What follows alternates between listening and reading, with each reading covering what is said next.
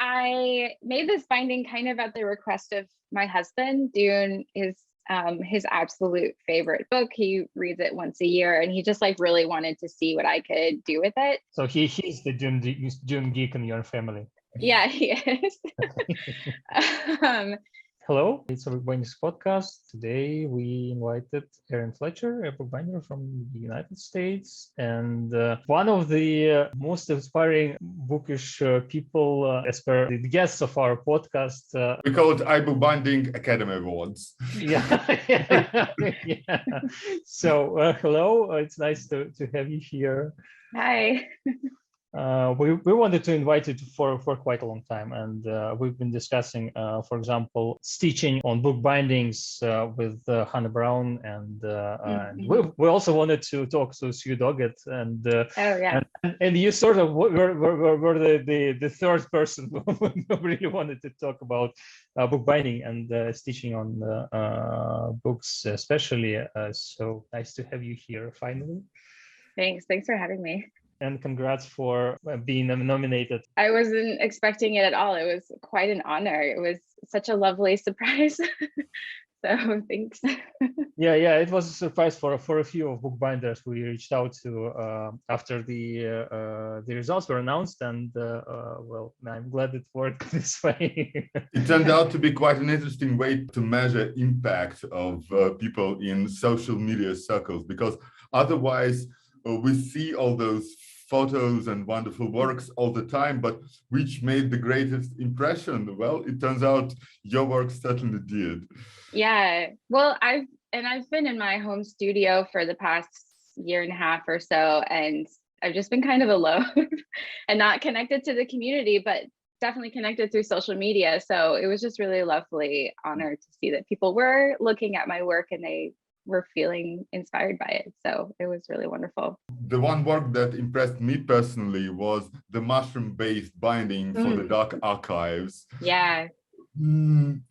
Could you talk a bit about your process and your inspirations in general, and in this case in particular, or why this technique, why so many themes from nature? How does it all come together into a single work? That was a really fun project to work on. It was also a challenging project to work on because the content is kind of dark. Just the process of where these human bound skin bindings came from, or the people where the material came from. So I personally wanted to connect to there was one woman mentioned in the book, and her skin was used for bindings by her doctor. Her doctor, took her skin after she passed, and he didn't really give her the best care while she was alive. And it was just all, kind of horrible. And that kind of put me down this rabbit hole of other women, specifically women of color or immigrant women who just were not taken well care of, or maybe taken advantage of by the medical field in the United States.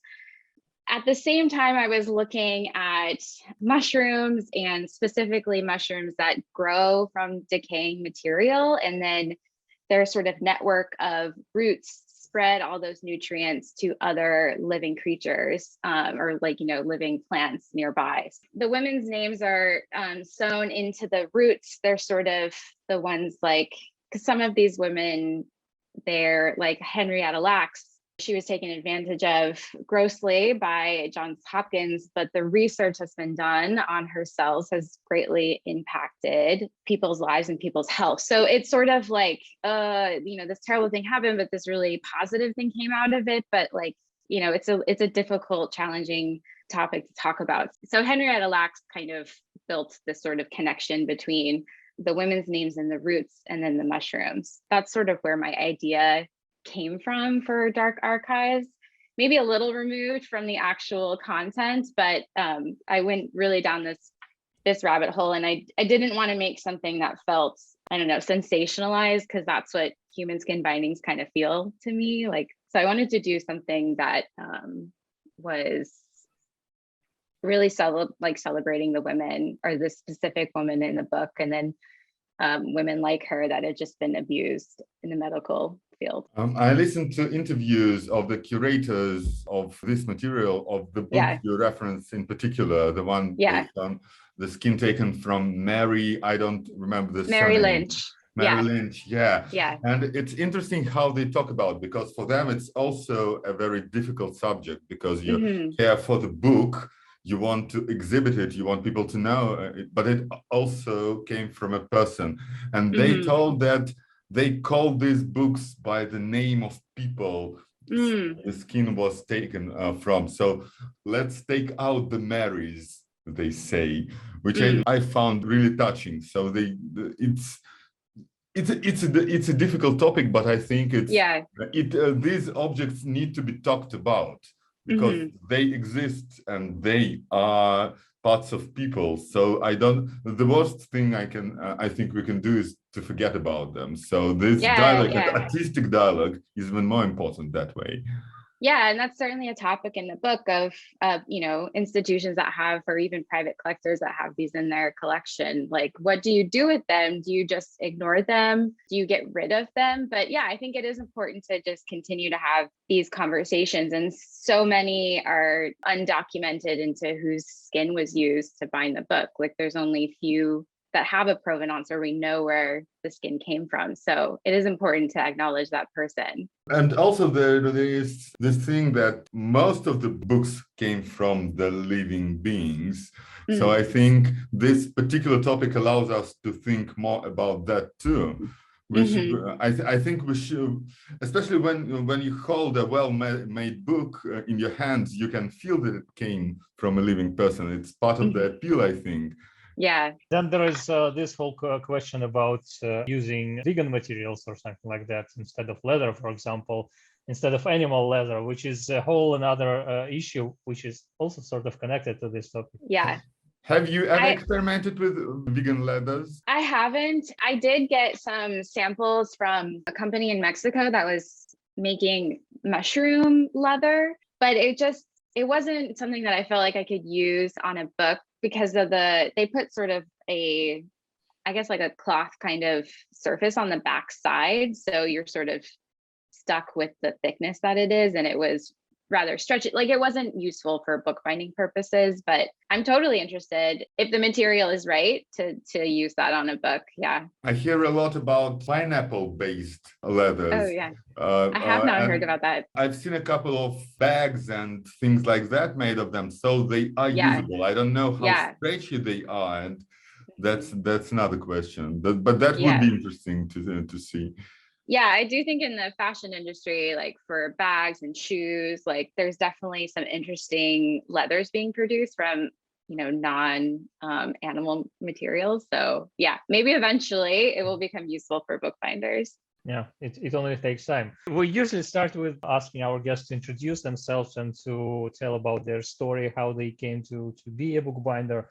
We will ask you about that a bit later, but I thought we will turn our routine a bit differently this time, and especially as you have a very interesting blog, and we already started talking about Instagram and the influence of the Instagram representation for a bookbinder or artist in the modern world.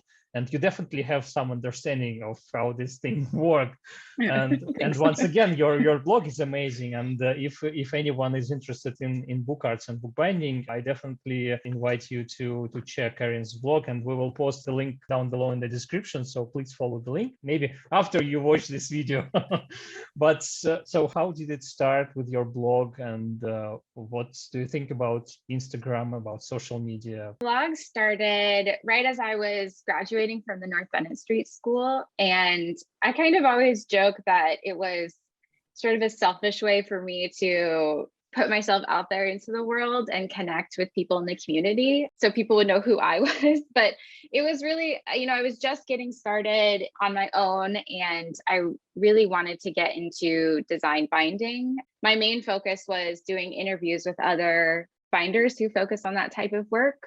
And also some amazing interviews there. Oh, good. Thanks. Yeah, it was really fun for me to do. And, I learned a lot, and I connected with other people, and other people in the community really enjoyed reading them as well. And I also reached out to different book artists. If I had time, I would love to also make artist books, but I just don't feel like I have time in my schedule. But I'm always sort of like jealous of them from afar. So I wanted to rope them into those interviews. And then another kind of big interview that I like to do every year is interview the graduating class of North Bennet Street School on their final design binding. That's always a really fun thing for me to do. I get to kind of see them as they're making their books and kind of talk through their design with them. And then I get to talk about the final product. That's where the blog came from. I wish I had more time now to do interviews. I haven't done an interview in like several years, but I'm glad that people still like that as a resource. And there's so many other people doing great interview content right now, like you guys. There's definitely a lot out there for people to look at. I still hear people mentioning your interviews and like, you should go to Erin's blog and to check the interview with such and such. Yeah, oh, that's great. So, yeah, I need to get back to doing it. Definitely. When you think about that period of your life, do you remember some particular interview that was maybe most challenging or most exciting, or the one bookbinder who you were most fanning out about? I think I was like fangirling about like a lot of them. I mean, definitely like Tracy Rowledge and Colleen Curry. I really love their work. Hannah Brown, obviously, I'm really connected to her work.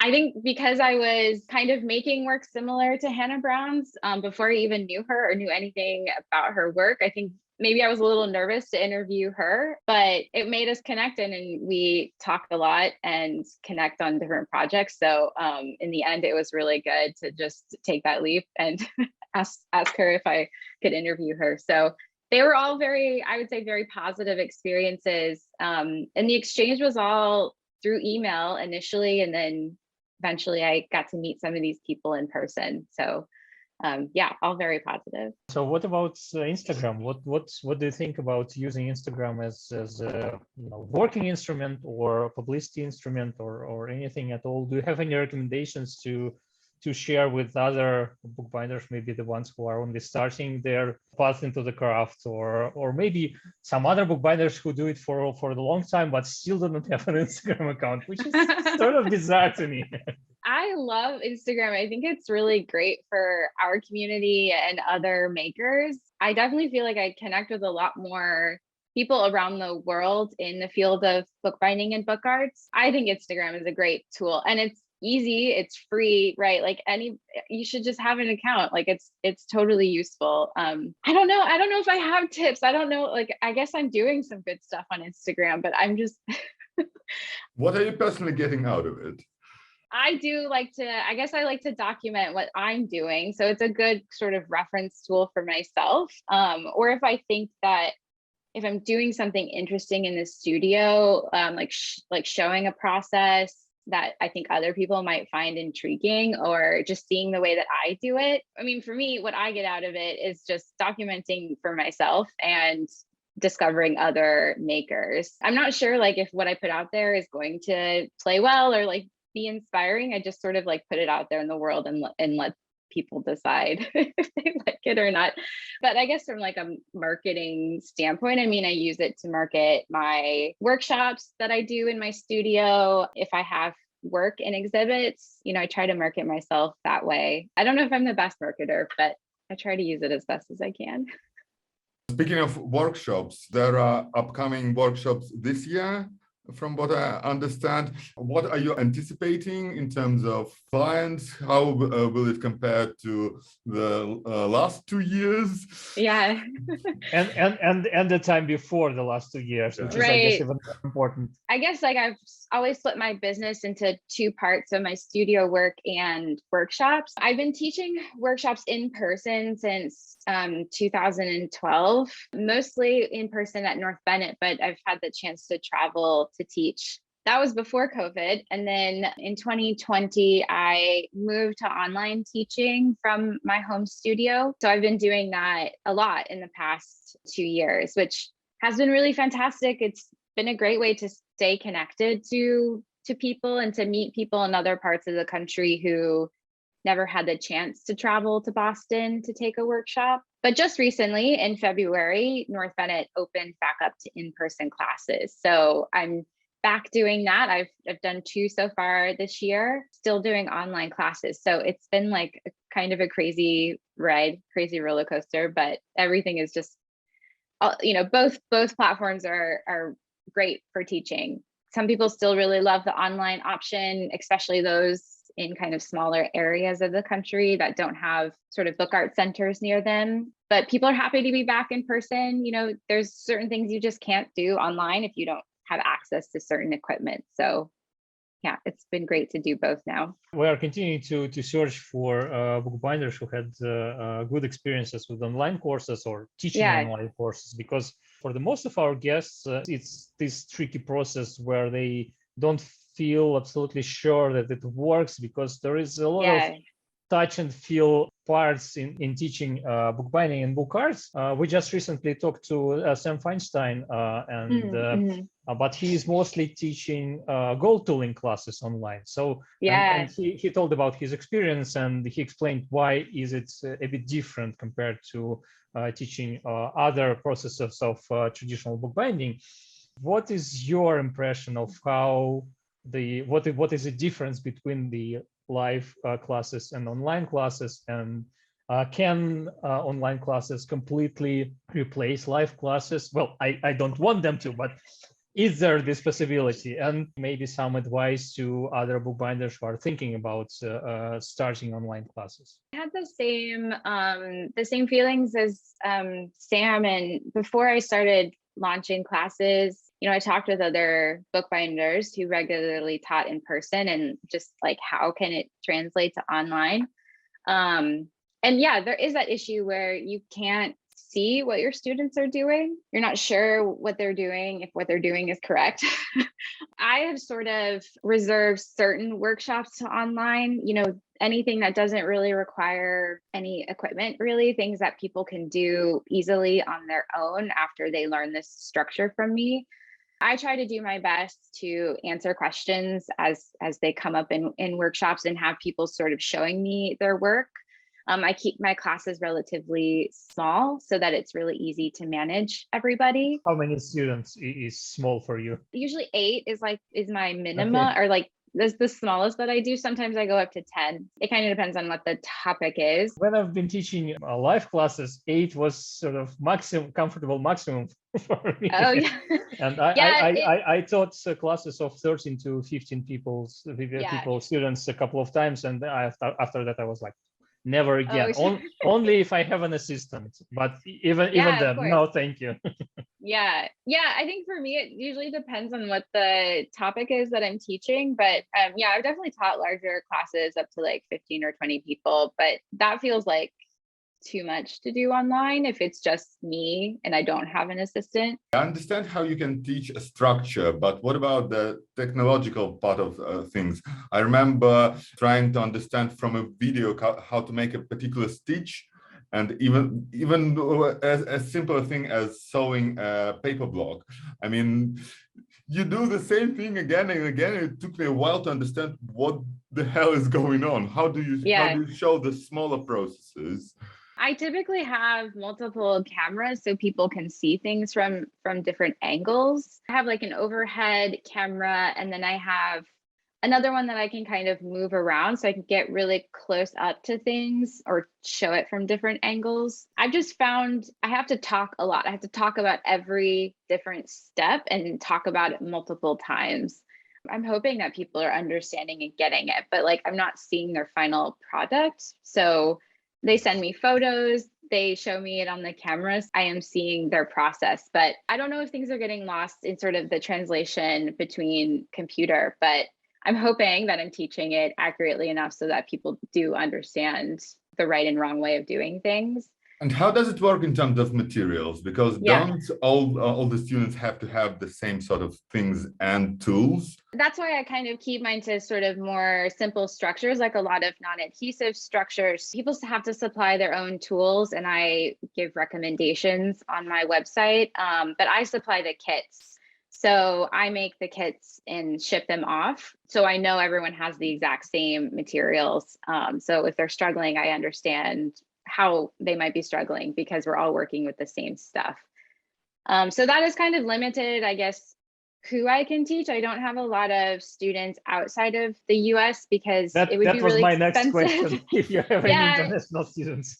I have had some international students, and I just try to work with them closely to pick similar materials, and then I give them kind of the prep list so they can cut things on their own. It would be rather expensive for me to ship kits, and I think what we have in the US might be very different from, what someone has elsewhere. So I think it's important for people to source local materials. But that's kind of been, I would love to teach broader, but that's sort of been a hurdle just with online teaching. But then is it inches or millimeters? I work with metric, so and I've had to do a couple of quick lessons at the top of the class for people who are not familiar with metric, because we don't use it too often in the US. But we talked, about, you wanted to know about online and in person. I think there's a place for both of them, and I would love to continue teaching in both platforms.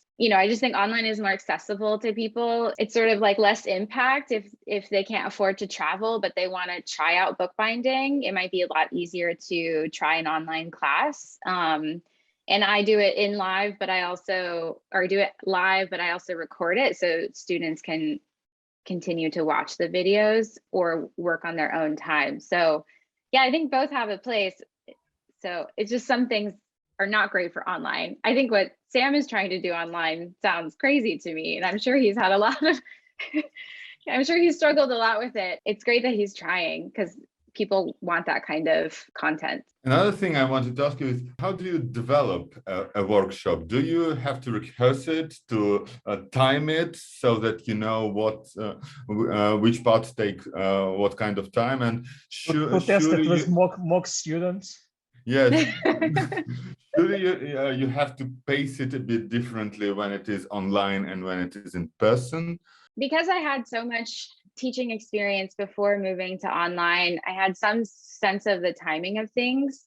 I guess in addition to the live teaching, students also have handouts. People learn in different ways. Typically, I'm kind of doing a mock workshop as I'm creating the handout, and that kind of helps me figure out the timing of things. For more sort of intensive classes, like when I've done the embroidery on leather workshop, I have done mock workshops with that with some local bookbinders, to just really get the pacing of it and kind of figure out like what should we do in the class and what should the final product be. So it's kind of a mix of both, working with other people or just kind of testing it out on myself. What's your favorite book structure to teach, and what's your favorite book structure to make? I guess they may be different ones. Maybe not necessarily. I do like teaching like the 3-part Burdell structure, I think is a common name that we use in the US, or like a simplified binding. I just like the versatility of it. It's a fun structure. I use it a lot in my own practice for client work. But for my personal work, I love doing fine bindings. That's like my favorite thing to do. I haven't taught that yet though. I tried once teaching a fine binding class, and it was a smaller class. I had only 3 students, and it was tough. And yeah. Had an experience of being a student at a fine binding class at the American Academy of Bookbinding with Don Glaister, and it was absolutely amazing. And well, maybe I thought, well, I took part in this class, now I can teach it. Well, my students were quite happy as far as I understand, but it was really a hard class to teach. I mean, the first time you teach a class, you're always going to be able to improve upon it. You'll see where the hiccups are. You just reminded me when you were talking about being in class with Don Glaister. I like to also take workshops myself, so I find that I learn from other instructors. It's good to take workshops from other people and kind of see what their teaching style is. So that's like a piece of advice if anyone's interested in like teaching workshops. I think it's good to take them yourself and just not like note down like what is the instructor doing that is working or not working, and then you can kind of use that in your own teaching practice. Yeah.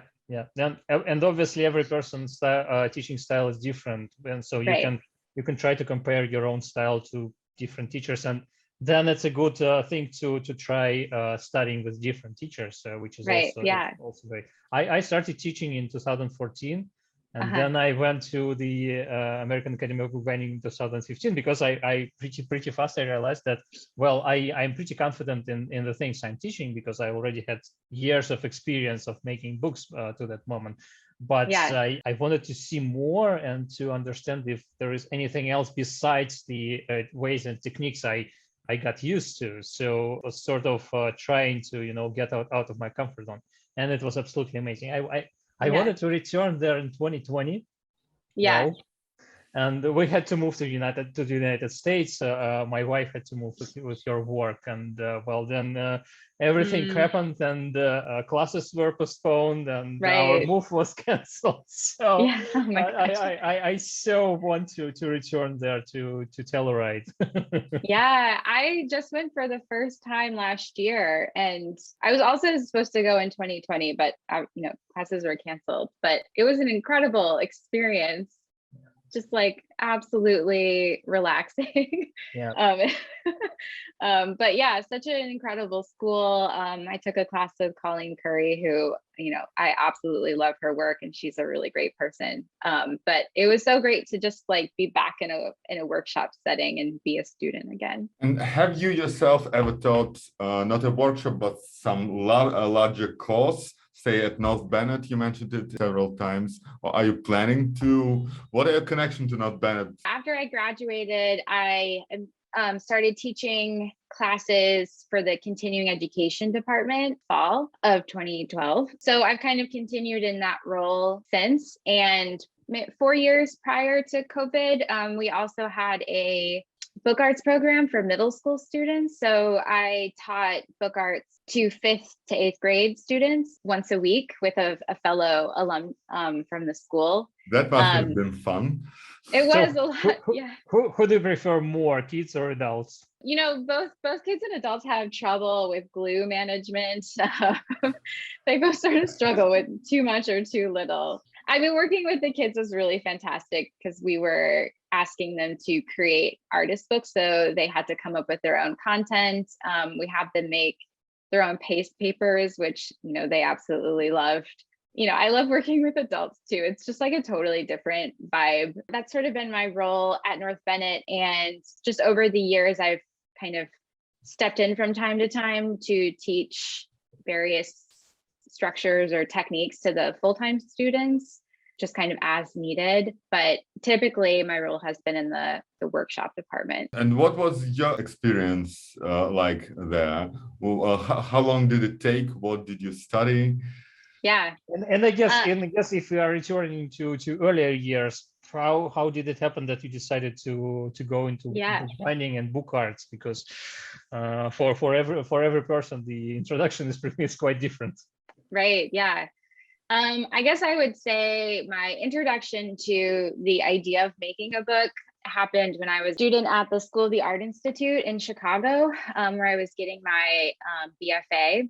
And I was actually studying fiber and material studies. I was mostly doing weaving. One of our assignments was to create a book on the loom. And that just kind of got like the gears turning in my head that like, yeah, people make books and people have been making books for a very, very long time. So like, what is that all about? So I started taking artist books class while I was at the Art Institute. And eventually I found out about North Bennet Street, and the idea of learning more historical traditional techniques really intrigued me. So eventually after graduating from the Art Institute and moving a couple of times across the country and getting married, I made it to Boston to go to the program.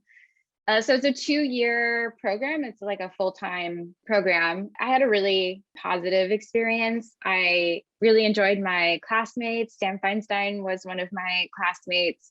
We just really got along. We were all kind of similar in age, but it just really broadened my understanding of the bookbinding community and the history of bookbinding. I didn't even know that like design bindings were a thing before I got to North Bennet.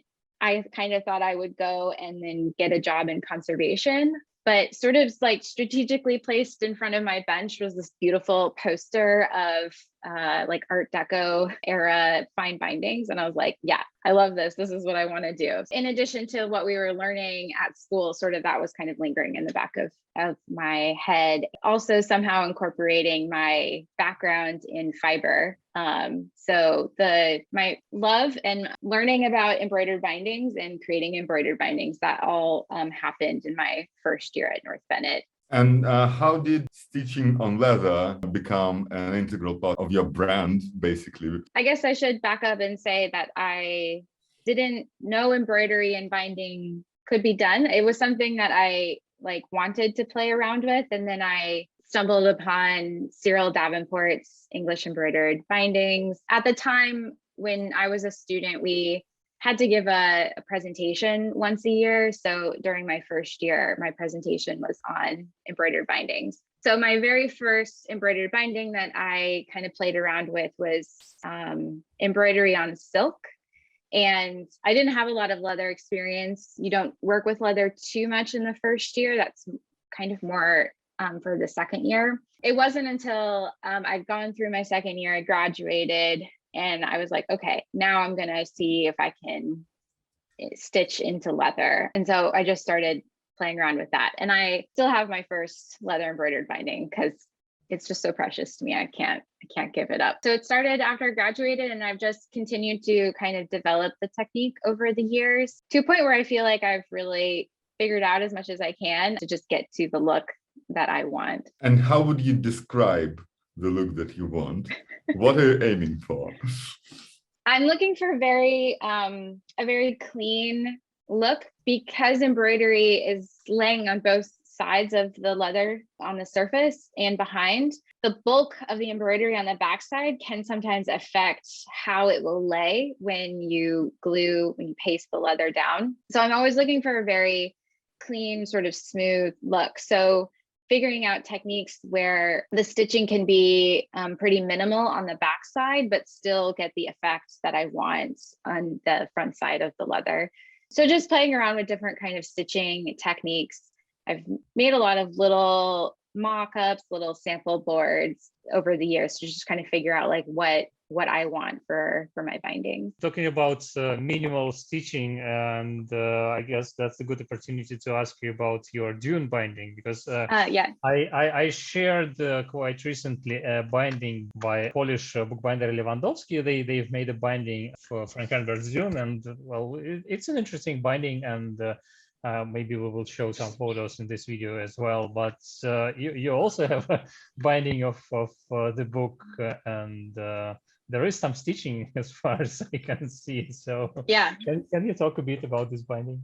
I made this binding kind of at the request of my husband. Dune is his absolute favorite book. He reads it once a year, and he just really wanted to see what I could do with it. So he's the Dune geek in your family. Yeah, he is.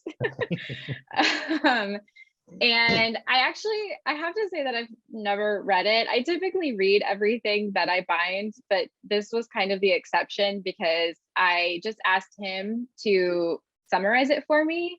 And then I just kind of noted things that he was really passionate about in the book. Yeah, I think I mentioned that I was kind of initially inspired by Art Deco era bindings, and I definitely think that Dune takes inspiration from those early design bindings. It has very minimal embroidery work on it, just inside of that kind of larger triangular shape. Oh my gosh, I'm trying to remember.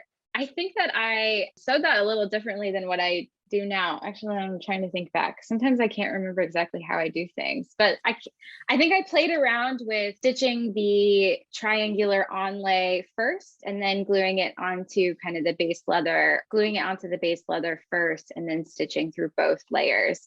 But ultimately, I can't remember what I did for Dune, but you have a post about it in your blog. We can link I do. I think I do. Yeah. So we will definitely link it. So if anyone is interested, just link. Yeah, check another link below. But it's an interesting approach, and I don't think we ever discussed anything like that with you. So for this binding, it was your interpretation of feelings of another person about a book. Yeah. Which is which is an interesting approach to making to creating art on its own. So yeah.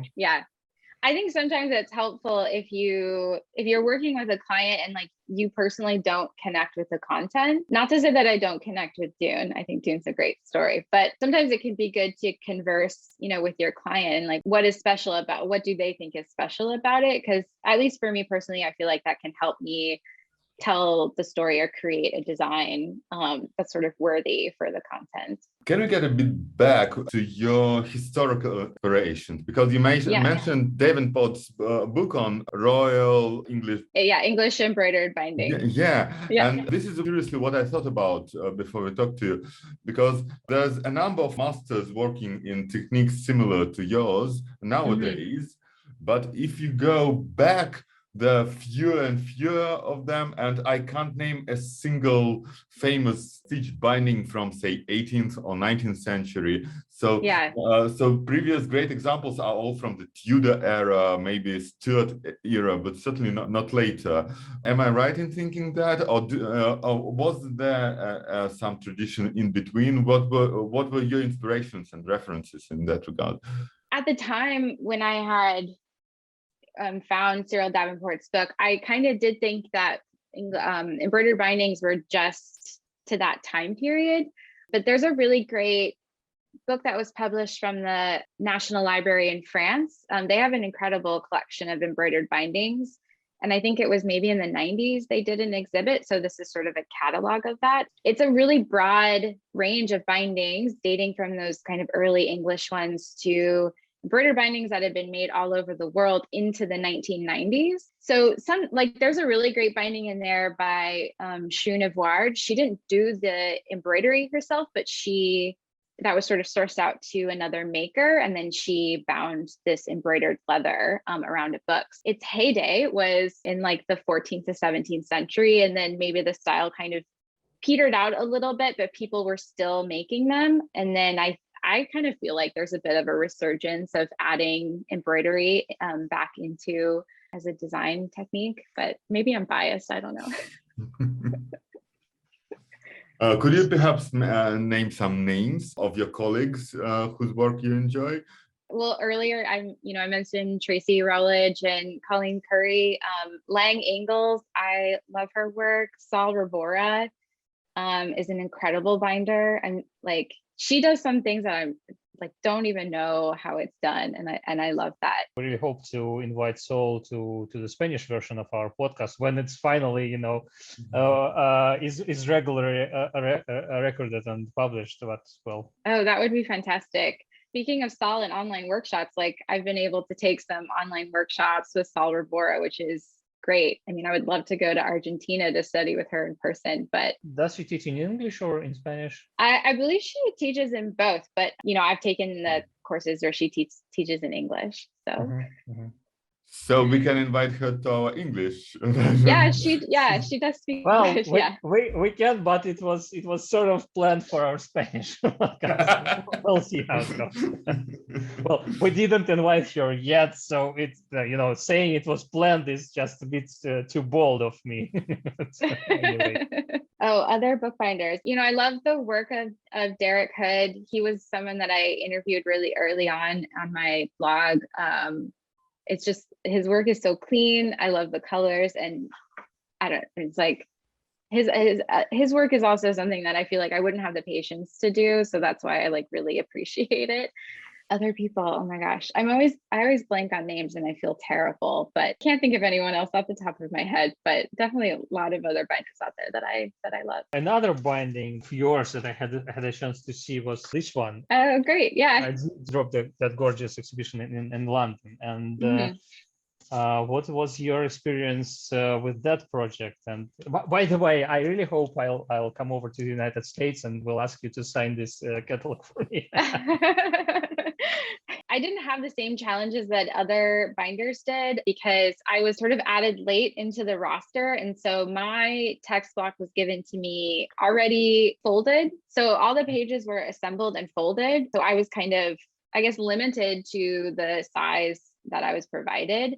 But it was a really fun project to work on. I had to make like different mock-ups for the structure because it's a really unusual text block. It's very long. You can't even open it with just yourself. Like you definitely need one or two extra hands to open it. So that kind of played into how I was going to build the structure around this folded accordion. It was kind of happenstance, but I'd just taken a workshop with John Demerit and he was showing different enclosure techniques. So I was using this sort of flexible hinge that he uses in boxes or kind of like wrappers. My book just completely opens flat, so it doesn't hinder the way you need to move the accordion to open it. So there's like a little bit of a dance to how you have to open the accordion.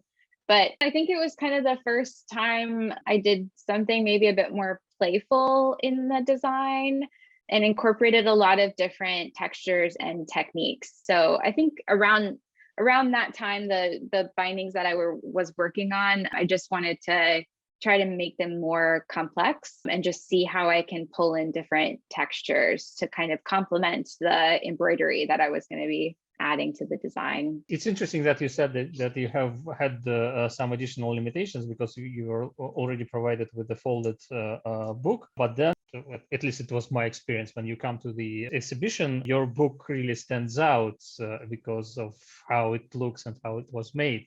And then there is a box, of course, which is also an interesting solution to this book. So yeah, it was really interesting and fun to see it in person. Yeah, that was a really great exhibit. Thankfully, it also came to my neck of the woods, so I got to see it in Boston. By the way, is it easier or more difficult to design a binding for a book that is already that visual and initially designed by great masters like Sonia Delaunay? Are you referential, or how do you interact with material like that? Yeah, I mean, there's so much like written history about this specific text. I actually thought initially that I would create something based on Sonia Delaunay's portion of it because it is so vivid, and I love working with a lot of color in my work. But after reading a translation of the poem, there's so many incredible like visual cues in the poem that is really where my design ended up going. Sometimes I have an initial idea when I'm attacking a project, but then like actually delving into it goes somewhere completely different. So yeah, my design, I would say, is like purely based on the content, but I know other people in this exhibit did sort of deeper dives into Cendrars' like personal life or just other parts of his history. So yeah, it's really interesting to see where people took it for this exhibit. Speaking of designing, how do you go about it? Do you draw by hand? Do you use computers? Do you make mock-ups? What's your process?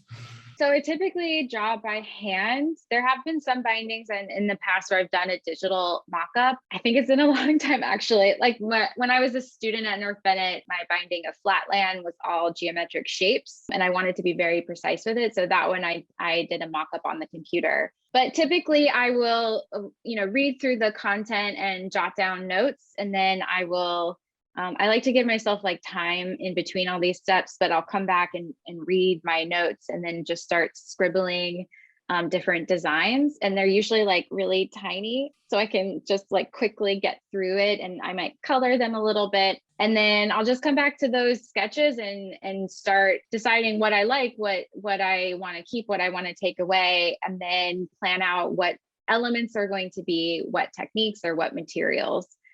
So that's my process. I don't know. And from then on, how predetermined everything is? I mean, once you laid out the design, do you follow it methodically, or do you? Sometimes there is this contradiction in your design because they feel so balanced and yet so freehand. So is there any place for improvisation when you start working? Yeah, I think it depends on the design. So I will say, like, I do have I think a set way of starting my design, but if sometimes the design requires sort of a different action. A binding that I finished last year, which I haven't really publicized, but it has all these embroidered machine parts. So for that one, I actually cut out all the machine parts and then I just sort of moved them around the book rather than trying to like redraw every different aspect. But I do start with somewhat of a plan and use that plan to help me like, cut out all the different onlay shapes, place the different onlays, do all the stitching, but things kind of shift or maybe they don't look right as I'm actually, creating it with the actual materials. So there might be some play or just some in the moment changes that I might make, like taking things away or adding things into the design that weren't there initially. It's always determined on the actual piece. I don't try to sort of limit myself to doing things one way or another. For my binding of 2001: A Space Odyssey, I had no plans for that. I had my visual inspiration, which was a still from the movie, and then I just built it up piece by piece. That was really fun. It was just totally kind of free form on the leather. And what a great result! And I really like the colors. I like all of it, but the colors in particular, it does look like a labor of love. Are you a fan of this film? Why that particular film? Yeah, I would say that's my favorite movie. So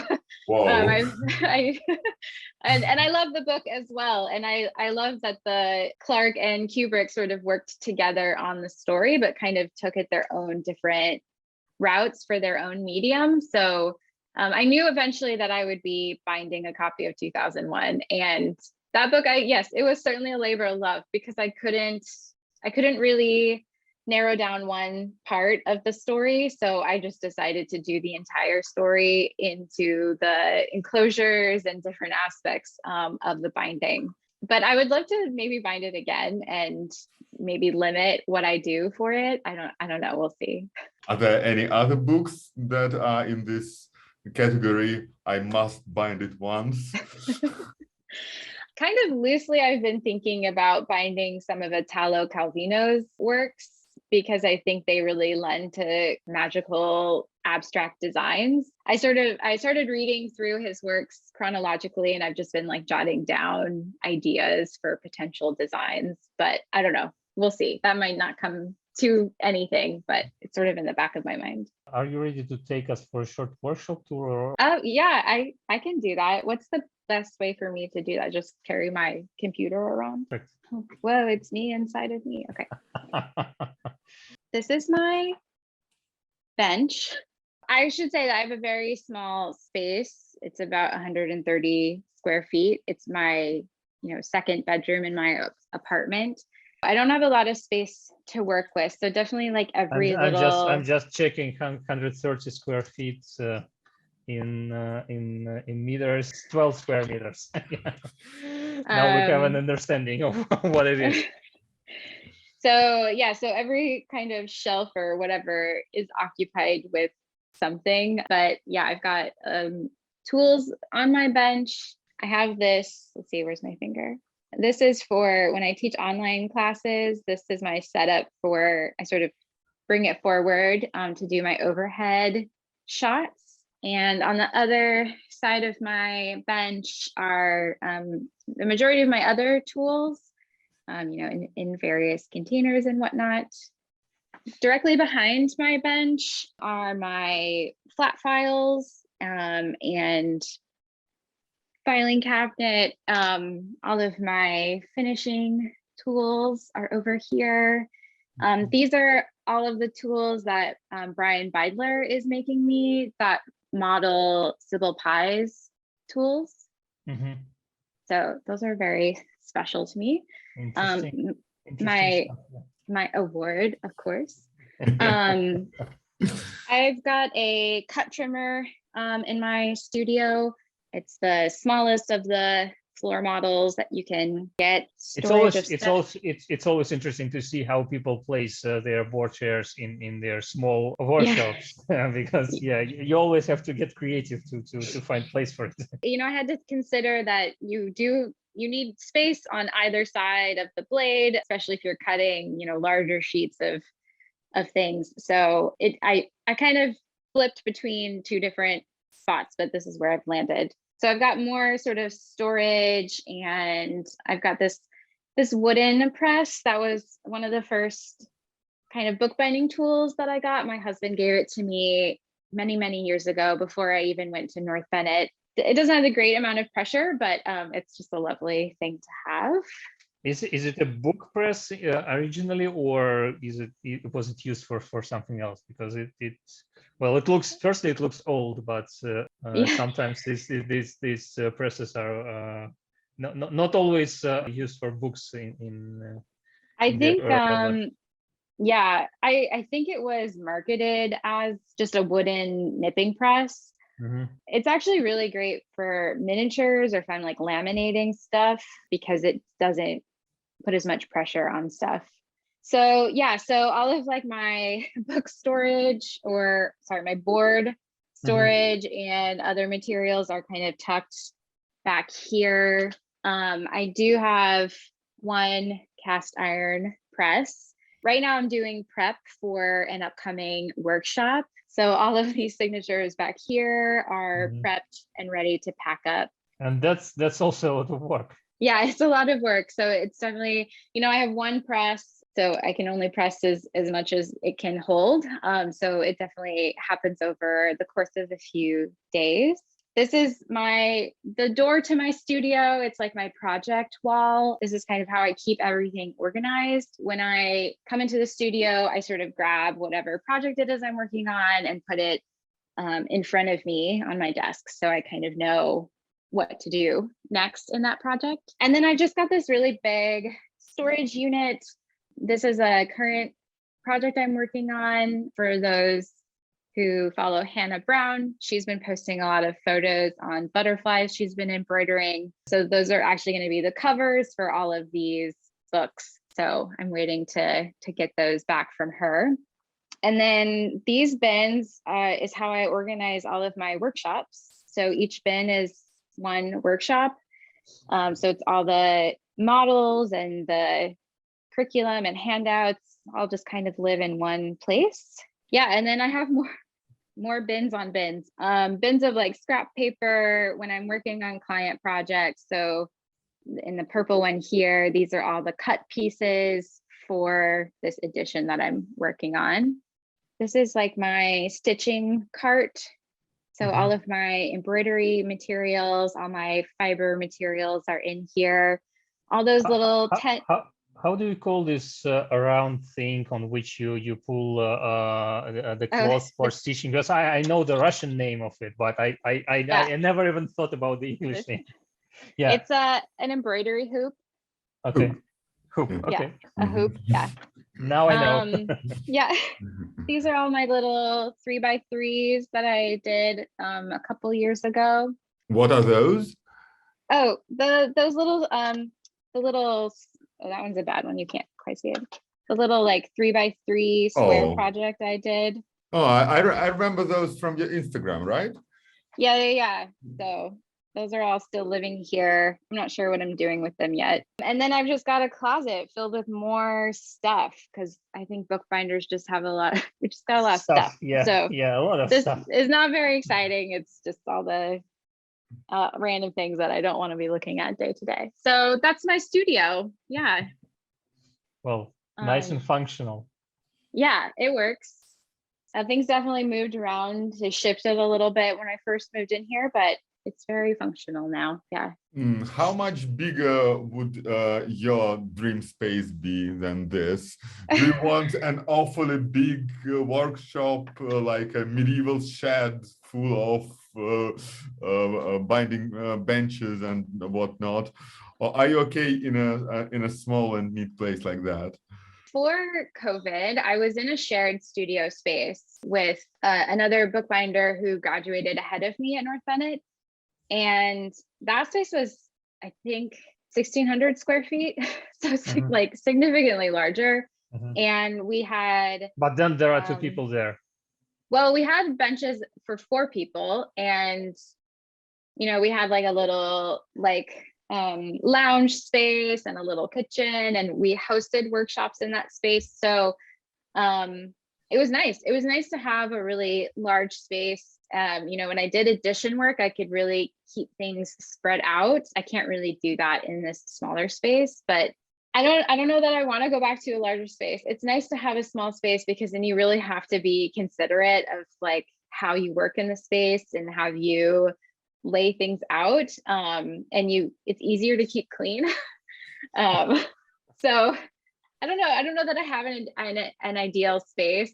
Of course, like maybe a tiny bit bigger than what I have now would be great. So I could fit in some other equipment potentially, but. And one day an apprentice. Yeah, exactly. Yeah, I've done a single private workshop in my space, and it's very tight to have another person in here working. So we hope you will fulfill your I don't know, dreams, plans. Yeah, we'll see. And yeah, so thanks a lot for this talk and for the tour of your studio. Yeah. It was a great pleasure to talk to you and to discuss bookbinding and other things related to bookcraft and teaching bookbinding as well. And well, as usual, I'd like to say thanks to all of our viewers, all of our subscribers. If you are not a subscriber, please consider subscribing to our channel on YouTube or Facebook, Instagram, anything, sharing our videos and posts, liking them, and all that stuff. We also have a Patreon account where you can support our projects with your money. Pledges start with only $1 or €1 per month. And these money are crucial to us. We pay for the editing of our podcast videos from that budget. So please consider joining that crowd as well. So all the links are down below. And of course, please check Erin's projects. You will also find some links down below in the description. Subscribe to her Instagram. Read some interviews on her website, in her blog, if you haven't read them yet. Well, I think that's it, Pavel. Did I forget anything? No, I think this is it. Thank you, Erin. That was really inspiring. Thank you guys so much. This was really fun. Yeah, perfect. And have a good day, and see you next time. Bye. Thank you. Bye. Bye.